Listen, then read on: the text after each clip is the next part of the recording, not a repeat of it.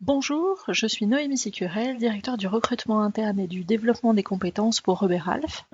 Je suis chez Robert Half depuis 21 ans, où j'ai recruté pour des centaines de clients externes et depuis 3 ans pour l'interne. Les 25 prochaines minutes, nous allons voir comment organiser votre recherche dans ces temps incertains. Au mois de mars, le marché de l'emploi et le monde du travail ont été bouleversés. Contrairement aux récessions précédentes, cette crise économique est due à une crise sanitaire au départ. Elle est survenue sans prévenir, à un rythme rapide, laissant les entreprises et les individus se sentir soudainement assez vulnérables. Aujourd'hui, je vais vous donner quelques conseils et des tactiques sur la manière d'augmenter vos chances d'obtenir votre prochain poste dans un climat incertain, difficile, que nous connaissons en ce moment. Je vais également m'efforcer de donner de l'espoir et une orientation à travers cette période difficile et de vous donner un aperçu de ce que nous prévoyons et de ce que nous savons des attentes de nos clients. Beaucoup de choses ont changé et sont devenues incertaines en très peu de temps. Vous ne pouvez pas contrôler le marché, mais vous pouvez garder le contrôle de vos actions et de votre attitude durant cette recherche. Les changements. Il ne fait aucun doute que le marché de l'emploi sera différent pendant et après la crise actuelle. Certains d'entre vous n'auraient jamais cru chercher un nouveau poste aussi soudainement.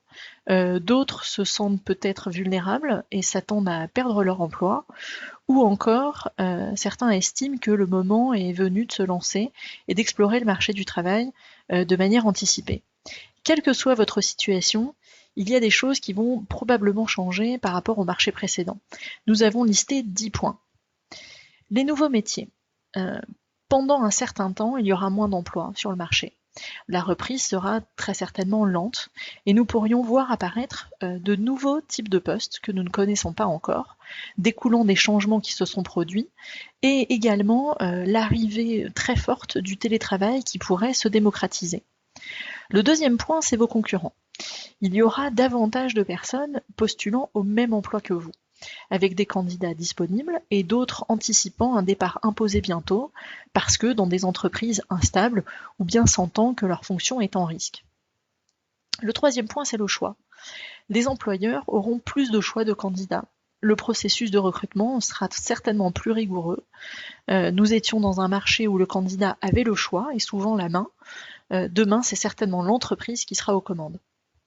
Le quatrième point, c'est le processus. Il sera probablement plus lent pour certaines entreprises. Il se peut qu'elles n'aient qu'un seul poste à pourvoir et qu'elles veuillent donc bien faire et ne pas se tromper. D'autres seront dans l'urgence parce que la charge de travail s'est accumulée et qu'il faudra commencer immédiatement. Le cinquième point, c'est l'onboarding, l'intégration. Vous pourriez être embauché et intégré directement en télétravail et poursuivre même quelque temps ce télétravail depuis chez vous. C'est désormais une nouvelle compétence qui sera très certainement évaluée pendant le process d'entretien. Le sixième point, c'est les rôles clés. Certains rôles vont maintenant être critiques. La comptabilité client, le crédit de contrôle, la cybersécurité, entre autres. Le septième point, c'est les secteurs d'activité. Certains secteurs d'activité vont prospérer grâce à cette situation. D'autres subiront des dommages durables, tandis que d'autres se rétabliront rapidement avec le temps.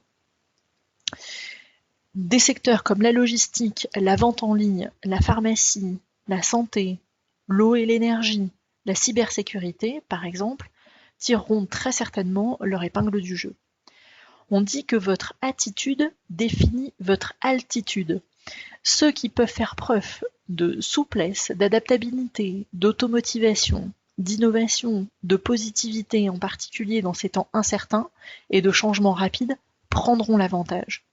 Le neuvième point, c'est l'éthique. L'éthique professionnelle sera toujours une qualité recherchée pour tout nouvel employé. Gardez-le à l'esprit pendant vos entretiens. Et le dixième point, c'est l'entrepreneuriat. De nombreuses nouvelles entreprises vont voir le jour. L'innovation et l'esprit d'entreprise seront toujours là. Les entreprises et les demandeurs d'emploi vont traverser des moments difficiles et il faudra peut-être un certain temps avant que les choses ne reviennent à la normale. Quelques conseils pour vous donner les meilleures chances d'être recruté. Pour rester concentré et positif, il est important de disposer des éléments suivants. Premièrement, vous devez avoir un plan pour les 30 à 90 jours à venir, le mois ou les 3 mois qui viennent, dans lequel figurent vos objectifs, vos décisions, vos ambitions. Des objectifs SMART, que vous allez passer en revue chaque jour et chaque semaine, afin d'avoir le sentiment que des progrès sont réalisés. Rappelons-nous ce qu'est un objectif SMART. S comme spécifique. Que voulez-vous? Un plan d'action détaillé et orienté résultat, par exemple. Vous voulez un emploi en finance dans une entreprise de technologie. Demandez-vous pourquoi vous le voulez et comment allez-vous l'obtenir. M comme mesurable. Comment allez-vous suivre vos progrès? Quels critères vous fixez-vous pour mesurer ces progrès? Fixez-vous des petits objectifs intermédiaires, faciles à obtenir, ce qui vous aidera à rester concentré et motivé. A comme atteignable. Des étapes réalistes pour atteindre vos objectifs. R comme réalisable, donc en phase avec votre personnalité et vos compétences. T comme temporellement défini. Quand devez-vous réaliser chaque étape? Je vous suggère de fixer quelques objectifs SMART sur différents aspects de ce que vous voulez, tant personnel que professionnel. Il se peut que vous ne les atteigniez pas tous, mais si vous fixez un objectif et un plan, vous vous donnez de meilleures chances de l'atteindre. Réévaluez également les objectifs chaque semaine pour vous assurer qu'ils sont réalistes et vous pourrez peut-être les adapter. Assurez-vous que votre CV et vos mails d'accompagnement soient bien préparés, votre profil LinkedIn est à jour et que vous avez des références de vos anciens employeurs. Vous pouvez avoir besoin de références écrites et orales. On va en reparler ensuite. Votre réseau, qui allez-vous approcher? Des entreprises spécifiques, des secteurs cibles? Ou avez-vous des compétences transférables mais pas nécessairement l'expérience du secteur? Rédigez une longue liste d'entreprises spécifiques à approcher et expliquez pourquoi vous pensez que vous seriez attractif pour l'entreprise. Quelle embauche ou non? Pourriez-vous contacter peut-être un ancien employeur? Mettez à jour votre profil LinkedIn. Assurez-vous qu'il reflète bien votre CV. Réglez votre statut sur ouvert à de nouvelles opportunités. D'ailleurs, LinkedIn a des formations en ligne gratuites qui sont très bien faites et qui vous aident à optimiser votre visibilité et votre profil. Inscrivez-vous aussi auprès de cabinets de recrutement et d'agences d'intérim. Ils vous seront d'une aide précieuse dans votre recherche d'emploi. Partagez les informations avec vous et de la même manière, glaner des informations auprès d'eux pour vous aider à orienter votre recherche d'emploi. Par exemple, les secteurs d'activité porteurs, les marchés émergents. Inscrivez-vous aussi sur les job boards pertinents. Définissez des alertes pour être le premier à connaître les postes qui vous conviennent. Utilisez votre plan pour approcher de manière stratégique plutôt que de vous disperser. Ne vous sentez pas obligé de postuler plusieurs fois. D'ailleurs, il serait presque préjudiciable de postuler ce qu'on appelle en série. Les rôles et les secteurs critiques. Certaines entreprises seront réellement gagnantes sur ce marché. Assurez-vous de savoir qui elles sont. Suivez le marché boursier par exemple, qui est en hausse. Pour chaque secteur, quels sont ses avantages? La pharmacie, le risque, l'assurance, la vente en ligne, la logistique. Suivez les sites d'offres d'emploi des secteurs et des entreprises qui embauchent, et pas seulement les emplois qui vous conviennent. Réfléchissez à la possibilité de vous diversifier, de diversifier votre carrière avec des compétences que vous possédez actuellement. Comment pourriez-vous les transférer? Soyez courageux. Est-ce le moment de faire quelque chose de différent? De changer de direction? Sur quoi allez-vous faire des compromis? Un autre point, c'est faire une évaluation budgétaire. À ce stade, vous devez peut-être envisager de prendre un poste à temps partiel, temporaire ou permanent avec un salaire inférieur. Quelles dépenses pouvez-vous réduire? Où pouvez-vous économiser? Est-ce que vous devez garder votre voiture? Est-ce que peut-être vous avez un meilleur fournisseur d'électricité ou de télécom? Ou peut-être que vous pouvez renégocier votre emprunt. Le fait de savoir de quel montant vous avez réellement besoin vous permettra de postuler à d'autres postes et peut-être d'envisager des salaires moins élevés sans crainte et de manière éclairée. Le télétravail. Mettez en place un espace dédié pour trouver votre prochain emploi. Lumineux, calme, personnel, aussi personnel que possible. Par exemple des plantes, des photos de personnes de visage connus, tout ce qui vous mettra confortable. Vous devez vous sentir en confiance dans votre environnement. Cela renforcera votre motivation et votre morale. Bien qu'il y ait beaucoup de choses sur Internet sur la façon de préparer un bon CV, la plupart des gens savent comment rédiger un bon CV. Cependant, beaucoup font des petites erreurs, des erreurs simples. Soyez attentifs au format, à la police de caractère, à la mise en page, à l'ordre antéchronologique, à votre formation, à la liste des réalisations dans chacun de vos rôles. Tout cela est très important pour faire un bon CV. Chiffrez votre rôle par exemple. Les performances commerciales, le montant du chiffre d'affaires ou de clients, la croissance de l'entreprise, les initiatives de réduction de coûts, le nombre de personnes gérées si vous avez managé, les projets exécutés. Les intérêts, les hobbies et les passions, soyez réalistes. Montrez votre personnalité, soyez attentif à la personne qui lit, mais surtout n'inventez pas. Sur votre CV, insérez un lien vers votre profil LinkedIn. Si vous n'avez pas de profil LinkedIn, vous serez désavantagé. Tout le monde aujourd'hui vérifie les profils LinkedIn. Il est important que vous soyez sur les réseaux sociaux. Et il y a aussi des nouvelles exigences. Votre CV doit contenir les éléments suivants. Ce que le client recherche réellement, mettez en évidence et créez votre CV sur mesure. Autour de chaque candidature, lisez et relisez la description de poste et adaptez votre CV au poste auquel vous postulez. Quelles sont les aptitudes et les compétences requises? Notez-les et commencez à réfléchir à des exemples précis. Pouvez-vous démontrer votre capacité à avoir travaillé depuis votre domicile et à avoir été productif et performant? Idem, donnez des exemples. Exposez vos compétences et capacités en matière d'outils de communication. Skype vidéo, Zoom, Microsoft Teams, etc. Si vous êtes un manager, avez-vous une expérience et un succès avéré dans le recrutement et la gestion d'une équipe, et aussi d'une équipe à distance? Le changement apporte l'innovation. Quels exemples pouvez-vous donner pour prouver votre capacité d'innovation en ces temps difficiles? Pouvez-vous donner des exemples de cas où vous avez dû adapter ou modifier des plans, des stratégies, des processus, des délais, des résultats? Sur vos réalisations, quelle somme avez-vous optimisé? Quel processus avez-vous mis en place pour gagner du temps, par exemple? Le perfectionnement, l'auto-formation, quels cours en ligne avez-vous suivi? Quels livres sur l'autodéveloppement avez-vous lu?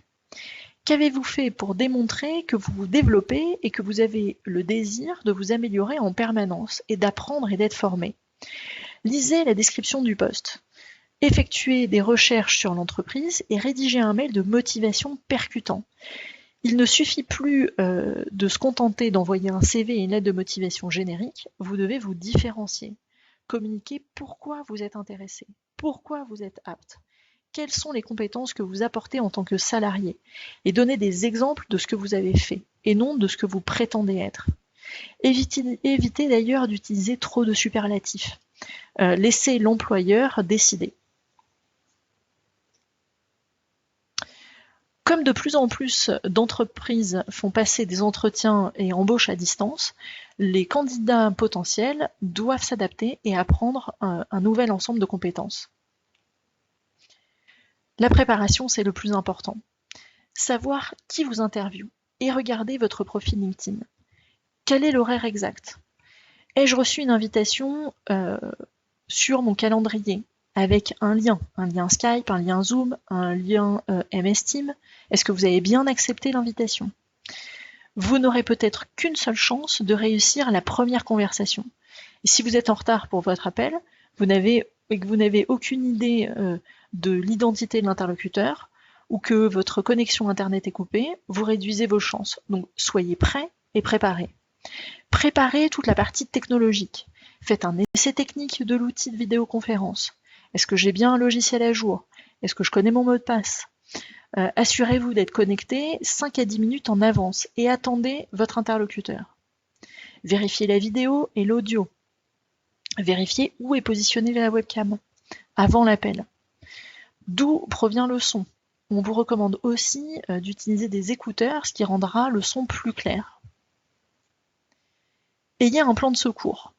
Est-ce que vous avez bien l'adresse électronique et le numéro de téléphone, le numéro de portable de votre interlocuteur au cas où? Si vous avez un Wi-Fi qui est faible, demandez aux autres personnes de la maison si elles peuvent se déconnecter. Ayez toujours votre téléphone portable à portée de main pour appeler le recruteur ou envoyer un SMS si la technologie ne fonctionne pas. Vous pourrez toujours reporter l'entretien ou passer l'entretien au téléphone, éventuellement. Les responsables de recrutement veulent vous voir comme ils le feraient en personne. Alors regardez la caméra, mais si par contre vous devez appeler d'un siège de voiture ou d'un parking, qui n'est pas le meilleur endroit pour une interview, simplement prévenez votre interlocuteur en avance. Minimisez les distractions. Soyez dans un endroit calme, le plus calme de la maison, un téléphone portable en mode silencieux, et assurez-vous que personne ni aucun animal ne viendra perturber votre conversation. Habillez-vous de la même façon que pour un entretien physique. Ayez l'air professionnel avec une tenue appropriée de la tête aux pieds. Assurez-vous que l'éclairage est bon dans l'espace où vous êtes assis. Pour ceux qui ont des petits espaces à la maison, la plupart des applications ont maintenant une fonction de floutage sur l'arrière-plan, alors utilisez-la si nécessaire. L'expression faciale, le ton de la voix et le langage corporel. Soyez calme dans votre façon de parler, parlez clairement, avec un rythme et un volume mesurés. Essayez de parler un peu plus lentement que la normale, pour tenir compte de tout délai de latence dans l'appel. Votre sourire, votre rire, votre capacité à établir des relations par le contact visuel et sont les signes d'une écoute active et sont très importants. Regardez la caméra. Et si cela vous semble contre nature, regardez la personne qui est à l'autre bout du fil, derrière l'écran. Par contre, évitez de regarder votre propre image. Enfin, une conclusion forte. Remerciez votre interlocuteur pour le temps et demandez quelles sont les prochaines étapes. S'il s'agit d'une candidature en direct ou auprès d'une agence, je vous suggère d'être professionnel et de toujours donner suite en envoyant un email au recruteur ou au consultant de l'agence qui transmettront à l'employeur pour le remercier de son temps et de ses informations et confirmer à nouveau votre vif intérêt. Mais attention, n'en faites pas trop. Le fait que vous ayez envoyé un courrier électronique et que vous l'ayez rédigé d'une manière courte et professionnelle sera apprécié. N'en dites pas trop en résumant le poste et les raisons pour lesquelles le poste est fait pour vous. Vous pourriez involontairement saboter le bon travail que vous avez accompli pendant l'entretien. L'entreprise auprès de laquelle vous postulez peut avoir une description de poste écrite. Elle a été élaborée soit par le manager, soit par les ressources humaines. Elle indiquera les compétences essentielles requises pour le poste. Souvent, la description de poste en mentionne 4 ou 5. Alors, assurez-vous de les prévoir ou demandez au recruteur quelles sont les compétences si elles existent. Les compétences peuvent inclure, par exemple, pour les fonctions support de l'organisation, la gestion des priorités. Pour les fonctions en finance et en comptabilité ou en banque, de l'analyse et de l'esprit critique. Pour tout ce qui est gestion de projet et business transformation, ce sera l'ingéniosité, la planification, l'adaptabilité. De nombreux entretiens se dérouleront selon la méthode STAR, S-T-A-R. S comme situation. La question posée est « Décrivez un moment » ou « Veuillez me donner une situation ou un exemple lorsque vous avez, etc. » Généralement, il s'agit d'un problème. Donc donnez un exemple personnel ou professionnel, ancien ou récent, mais en lien avec le sujet. T comme tâche. Cette étape exige de vous, le candidat, que vous décriviez clairement la tâche à accomplir. A comme action. Quelle était l'action ? Essentiellement, qu'avez-vous fait? Pas votre équipe, pas l'entreprise, pas quelqu'un d'autre, vous personnellement. Quelle ligne de conduite avez-vous adoptée pour relever le défi? À quoi cela ressemblait-il? Ne vous attardez pas trop, il est essentiel d'être concis et d'énumérer peut-être 3 points d'action avec un commentaire bref sur chacun d'entre eux et surtout le pourquoi.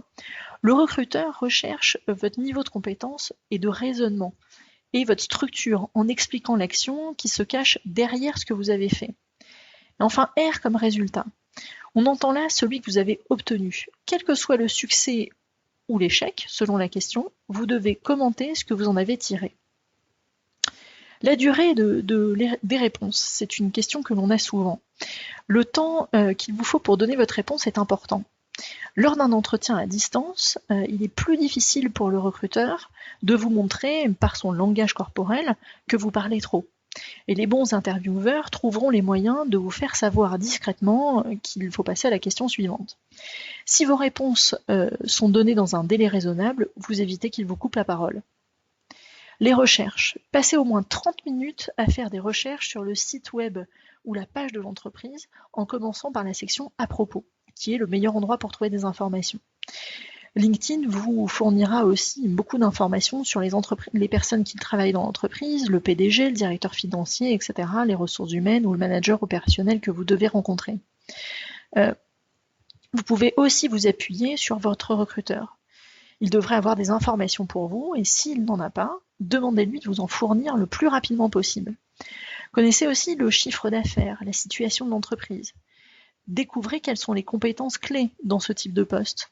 Vous pouvez regarder d'autres offres d'emploi dans d'autres entreprises, mais des offres d'emploi similaires, qui vous permettra de lister des points communs entre les différents postes. Vous en tirez un avantage en sachant ce que vous devez dire lors d'un entretien. L'épreuve. À une époque où l'authenticité est encore plus importante, où nous ne sommes pas nécessairement intégrés dans une entreprise en étant assis avec les membres d'une équipe dès le premier jour. Au lieu de cela, nous sommes accueillis le premier jour par un déjeuner sur Zoom, vous recevez un colis de bienvenue avec votre ordinateur portable, ou alors vous ne recevez rien du tout dans les premiers jours. Les compétences que vous utilisez aujourd'hui et celles que vous développez vous permettront de vous adapter et c'est ça qui va intéresser votre futur employeur. Assurez-vous d'avoir de quoi appuyer votre candidature dès le début. Des références professionnelles joignables, une pièce d'identité, votre visa de travail, vos diplômes universitaires, un CV à jour comprenant toutes les dates d'emploi, y compris les mois travaillés. Dans un marché candidat hautement concurrentiel, il est important de savoir comment se différencier. Pour récapituler, voici les principaux domaines sur lesquels vous devez vous concentrer. La qualité et la pertinence de votre lettre de motivation et de votre CV. Vos réponses, votre enthousiasme et la façon dont vous pouvez bien faire passer votre personnalité au téléphone ou par vidéo. Les recherches que vous avez effectuées sur l'entreprise, le secteur d'activité, les détails du poste, les antécédents du recruteur. Votre capacité à répondre correctement aux questions d'entretien basées sur les compétences avec des réponses détaillées et précises. Démontrez que vous vous êtes perfectionné et que vous avez été polyvalent dans un environnement de travail changeant. Également un mail de suivi. Tous ces éléments sont essentiels pour se différencier. Pour finir cette vidéo, il y a des bonnes nouvelles. Les entreprises publient des offres d'emploi tous les jours. Des candidats sont engagés tous les jours. Des nouvelles entreprises voient le jour et de nouvelles fonctions vont donc apparaître. Les entreprises qui se sont effondrées commenceront à regagner leurs clients et à se relever, alors n'abandonnez pas. Continuez à évaluer vos objectifs. Toujours saisir l'occasion d'un entretien, c'est une excellente pratique. Demandez un retour afin de pouvoir vous améliorer.